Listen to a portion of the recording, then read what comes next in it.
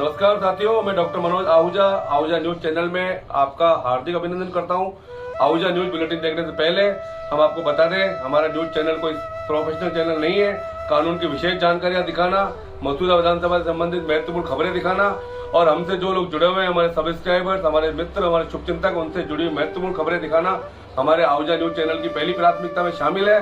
आप भी हमारे आहूजा न्यूज चैनल के सदस्य बने। अगर आपने हमारे चैनल को सब्सक्राइब नहीं किया है तो सब्सक्राइब करें। तो आइए देखते हैं आज की विशेष खबरें आहूजा न्यूज चैनल बुलेटिन। राजस्व मंडल राजस्थान अध्यक्ष राजेश्वर सिंह ने बार का आभार व्यक्त करते हुए उन्होंने कहा कि बार और बेंच में मधुर संबंध स्थापित करने पर जोर दिया और राजस्व मंडल राजस्थान की कार्यप्रणाली में पारदर्शिता और मामलों के शीघ्र निस्तारण के प्रयास किए। राजस्व मंडल राजस्थान बार एसोसिएशन राजेंद्र सिंह बराड़ और सचिव भीनियाराम चौधरी ने बताया कि राजस्व मंडल राजस्थान के अध्यक्ष राजेश्वर सिंह 31 जुलाई को सेवानिवृत्त हुए। उन्होंने भारतीय प्रशासनिक सेवा में 35 वर्षों का सेवाकाल पूर्ण किया। राजेश्वर सिंह उपखंड अधिकारी से लेकर जिला कलेक्टर, संभागीय आयुक्त सहित विभिन्न विभागों के प्रमुख सचिव, अतिरिक्त मुख्य सचिव, कुलपति, राजस्थान राज्य पथ परिवहन निगम के अध्यक्ष रह चुके हैं। वर्तमान में राजस्थान टैक्स बोर्ड एवं राजस्थान गैर कृषि विकास अभिकरण के अध्यक्ष पद का अतिरिक्त कार्यभार भी संभाला। राजस्व मंडल राजस्थान के सदस्य राजेश कुमार दड़िया द्वारा भी अपना उद्बोधन दिया गया। मंच संचालन बार एसोसिएशन सचिव भीनियाराम चौधरी एडवोकेट ने किया। गौरतलब है कि उन्होंने 4 अगस्त 2021 को राजस्व मंडल में अध्यक्ष का पदभार ग्रहण किया था। 3 वर्ष के कार्यकाल में उन्होंने राजस्व न्यायालय की कार्य प्रणाली को बेहतर बनाने के लिए अन्य राज्यों के राजस्व मंडलों का अध्ययन कराकर राज्य में श्रेष्ठ मॉडल लागू करने के प्रस्ताव सरकार को भिजवाए। मंडल में अब तक 30,000 से अधिक फाइल्स ऑनलाइन होने से कार्य पारदर्शिता एवं समयबद्ध रूप से संपादित हो पा रहे हैं। साथ ही उन्होंने निर्णय लेखन की कार्यशालाओं का आयोजन किया और राज्य स्तरीय सर्वश्रेष्ठ निर्णय एवं निबंध लेखन प्रतियोगिताओं के आयोजन किए। राज्य की 426 में से 420 तहसीलों को ऑनलाइन कराया।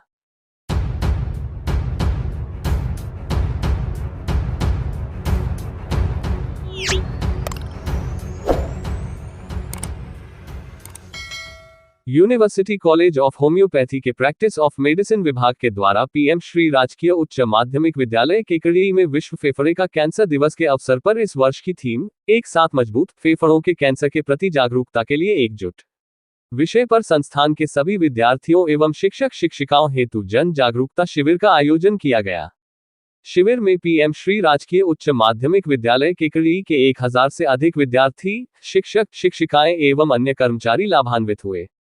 शिविर चिकित्सा प्रभारी डॉक्टर अंशुल चाहर ने सत्र की शुरुआत करते हुए फेफड़ा कैंसर के खिलाफ सामूहिक कार्रवाई के महत्व पर जोर दिया। उन्होंने धूम्रपान छोड़ने के महत्व पर जोर दिया, क्योंकि धूम्रपान फेफड़ा कैंसर का प्रमुख कारण एवं पर्यावरणीय कारकों जैसे वायु प्रदूषण और व्यावसायिक खतरों के प्रभाव को भी रेखांकित किया। उन्होंने उपस्थित सभी लोगों को प्रोत्साहित किया कि यदि वे लगातार खांसी, सीने में दर्द, सांस लेने में कठिनाई या अनजाने वजन घटाने का अनुभव करते हैं तो चिकित्सकीय सहायता लें। उन्होंने बताया कि प्रारंभिक पहचान, नियमित जांच और जोखिम कारकों को कम करने के लिए जीवनशैली में बदलाव की आवश्यकता पर जोर दिया। सहायक आचार्य प्रैक्टिस ऑफ मेडिसिन विभाग डॉक्टर कंचन अटोलिया ने अपने संबोधन में फेफड़ों से संबंधित रोगों में होम्योपैथिक उपचार की महत्वता के बारे में विस्तार से समझाया। उन्होंने बताया कि होम्योपैथी प्राकृतिक और दुष्प्रभाव रहित उपचार पद्धति है जो रोगी की संपूर्ण शारीरिक और मानसिक स्थिति को ध्यान में रखती है। होम्योपैथी के माध्यम से अस्थमा, ब्रोंकाइटिस, एलर्जी, साइनसाइटिस और खांसी जैसे श्वसन रोगों का प्रभावी ढंग से उपचार किया जा सकता है। कार्यक्रम के अंत में पीएम श्री राजकीय उच्च माध्यमिक विद्यालय केकड़ी के प्रधानाचार्य श्री कालूराम सामरिया ने चिकित्सकों का आभार व्यक्त किया और university college of homeopathy Kekri के इस सार्थक प्रयास की सराहना की। University college of homeopathy Kekri के प्राचार्य एवं चिकित्सालय अधीक्षक डॉक्टर पुनीत आर शाह ने प्रबंधकों का धन्यवाद दिया एवं बताया कि फेफड़े का कैंसर एक अत्यंत घातक रोग है जिससे बचाव के लिए स्वस्थ जीवन शैली आवश्यक है। इसके लिए उन्होंने आम जनता को धूम्रपान एवं प्रदूषण से दूर रहने पर भी जोर दिया।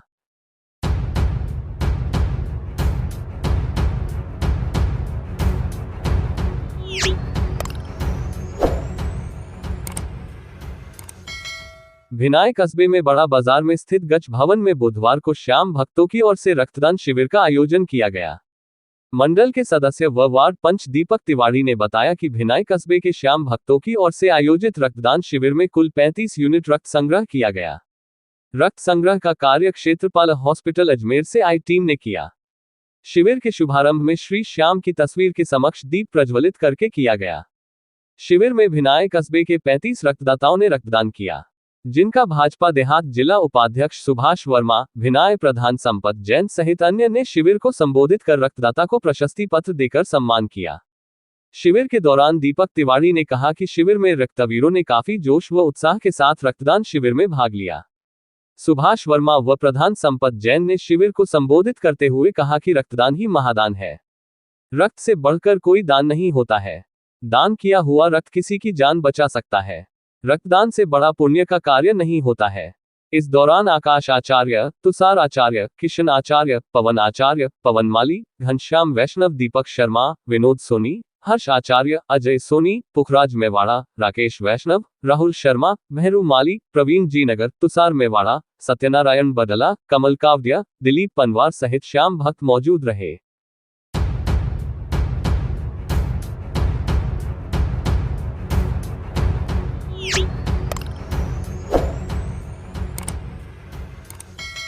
अपर मुख्य न्यायिक मजिस्ट्रेट संख्या 1 पूरन सिंह ने ग्राम सेवा सहकारी समिति टाटोंटी के व्यवस्थापक मोडूराम को बरी करने के आदेश पारित किए हैं।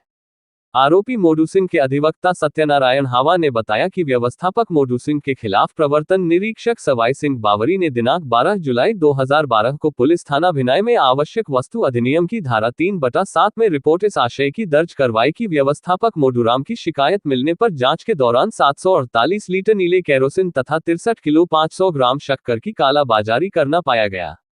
राशन कार्ड में फर्जी एंट्री पाई गई। 2400 किलो आटे की बोगस एंट्री कर उसका गबन करना पाया गया। आटा बिक्री रजिस्टर नहीं मिला, जो कि आवश्यक वस्तु अधिनियम की धारा 3/7 के तहत दंडनीय अपराध माना जाकर रिपोर्ट दी गई, जिस पर पुलिस ने बाद अनुसंधान आरोपी के खिलाफ अपराध प्रमाणित मानते हुए चार्जशीट प्रस्तुत की गई तथा अभियोजन ने अपना मामला प्रमाणित करने के लिए गवाहों के बयान दर्ज करवाए। बचाव पक्ष की ओर से अभियुक्त ने स्वयं अपने बयान देते हुए कहा कि उसके खिलाफ जो कार्यवाही की गई है वो रंजिशवश झूठी की गई है। वहीं बचाव पक्ष के अधिवक्ता सत्यनारायण हावा ने तर्क प्रस्तुत किए कि स्टॉक रजिस्टर व वितरण रजिस्टर में जो राइटिंग थी वो राइटिंग राशन कार्ड से मैच करती हुई नहीं पाई गई तथा स्टॉक व वितरण रजिस्टर में जो राइटिंग थी उस राइटिंग को अभियुक्त की लेखनी से मैच नहीं करवाया गया तथा अभियोजन के साक्ष्यों में भी भारी विरोधाभास था। आदि तर्कों से सहमत होते हुए न्यायाधीश ने आरोपी को संदेह का लाभ देकर बरी करने के आदेश पारित किए।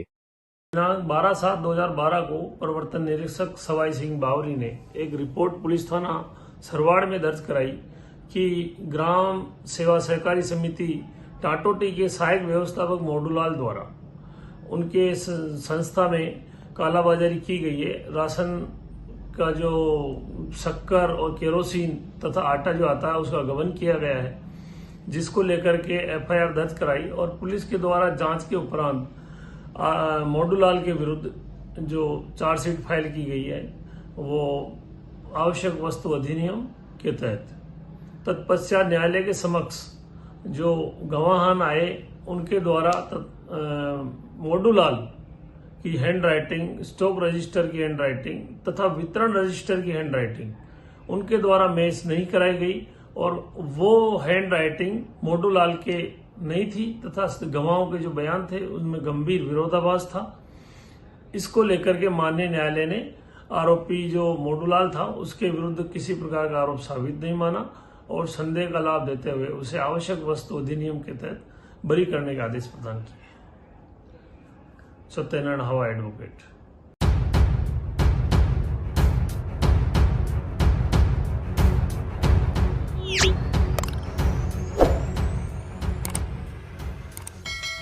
अखिल विश्व गायत्री परिवार राजस्थान संभाग पुष्कर द्वारा आयोजित 12वीं अरण्य तीर्थ परिक्रमा यात्रा 24 कोसीय तथा रथ यात्रा 84 कोसीय के शुभारंभ के मुख्य अतिथि राजस्थान धरोहर क्रांति प्राधिकरण के अध्यक्ष श्री ओमकार सिंह लखावत ने कहा कि गायत्री परिवार ने हमेशा से आध्यात्मिकता और सांस्कृतिक धरोहर के संरक्षण एवं संवर्धन में महत्वपूर्ण भूमिका निभाई है। आई गायत्री परिवार की ओर से 24 कोसीय परिक्रमा मार्ग एवं इसमें आने वाले देवस्थानों का विकास की मांग पर लखावत ने कहा, देवस्थान हमारी सभ्यता एवं संस्कृति के महत्वपूर्ण अंग है। इनका उत्थान न केवल स्थापित धार्मिकता को मजबूती देता है बल्कि स्थानीय समुदायों को आर्थिक और सामाजिक दृष्टिकोण से भी सुदृढ़ करता है। ये भी कहा कि आध्यात्मिक दृष्टिकोण से देवस्थान हमारे समाज के मानवीय और आध्यात्मिक विकास में महत्वपूर्ण भूमिका निभाते हैं। यहाँ होने वाली पूजाएं, संगतियां और धार्मिक आयोजन लोगों को अपने आत्मा के संदर्भ में विचार करने और आध्यात्मिक विकास में बढ़ने का मार्ग प्रशस्त करते हैं। आमजन से आग्रह किया कि धार्मिक स्थानों का विकास केवल सरकार के माध्यम से नहीं हो सकता। इस प्रक्रिया में हमें उन सभी सामर्थ्यवान और दयालु लोगों को भी समर्थन और सहयोग करना चाहिए जो इन देवस्थानों के विकास में रुचि रखते हो।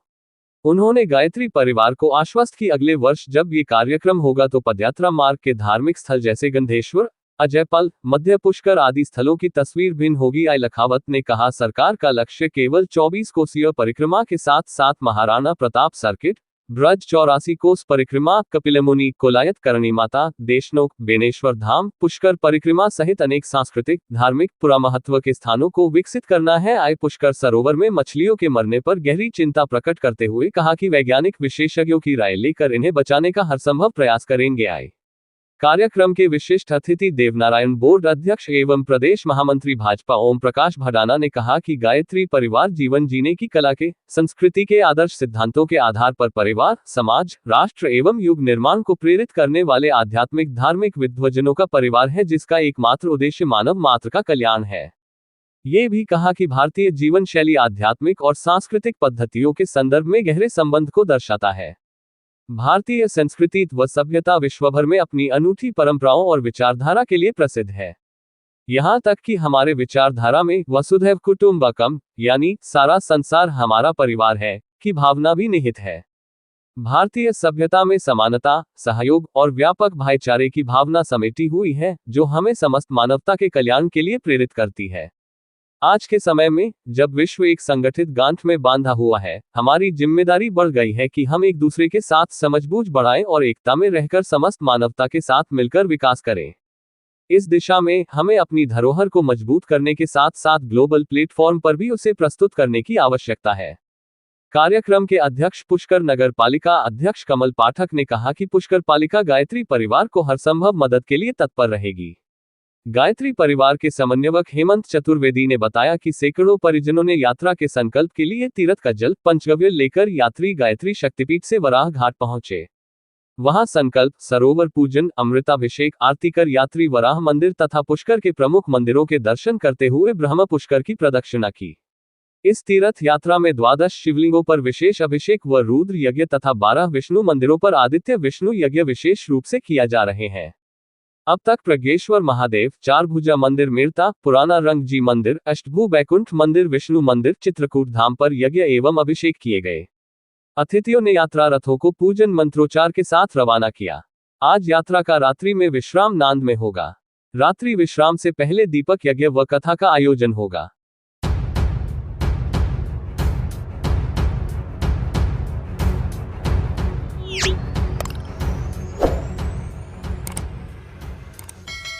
कस्बे की वृंदा आहूजा ने क्लेट की परीक्षा उत्तीर्ण कर राष्ट्रीय विधि विश्वविद्यालय शिमला में अपना नाम दर्ज करवाकर अपने परिवार तथा कस्बे का नाम रोशन किया। वृंदा के पिता एडवोकेट डॉक्टर मनोज आहूजा ने बताया कि वृंदा ने जयपुर की टैगोर इंटरनेशनल स्कूल से 95% अंक हासिल कर कक्षा 12वीं की मेरिट में नाम दर्ज करवाया था और अब उसका चयन राष्ट्रीय विधि विश्वविद्यालय शिमला में हुआ है जहां पर वह BA LLB की 5 वर्षीय कोर्स की पढ़ाई करेगी। राष्ट्रीय विधि विश्वविद्यालय में चयन होने से वृंदा ने आहूजा परिवार सहित गांव को गौरवान्वित किया है। इस अवसर पर वृंदा के दादाजी ओम प्रकाश आहूजा ने बताया कि बुधवार 31 जुलाई को वृंदा के पिताजी मनोज आहूजा व उसकी माताजी शालिनी आहूजा ने वृंदा का राष्ट्रीय विधि विश्वविद्यालय में दाखिला करवा दिया है। इस खुशी के मौके पर आहूजा परिवार के शंकर, नरेश आहूजा, जतिन सहित आहूजा परिवार के सदस्यों ने बिटिया वृंदा को इस उपलब्धि के लिए बधाई व शुभकामनाएं दी है। आहूजा ने बताया कि वृंदा भविष्य में न्यायाधीश बनने का सपना है। वहीं वृंदा ने इस उपलब्धि के लिए श्रेय अपनी माता व्याख्याता चंद्रावती तेजवानी, पिता एडवोकेट मनोज आहूजा व क्लेट प्रेप संस्थान के शिक्षकों को दिया है।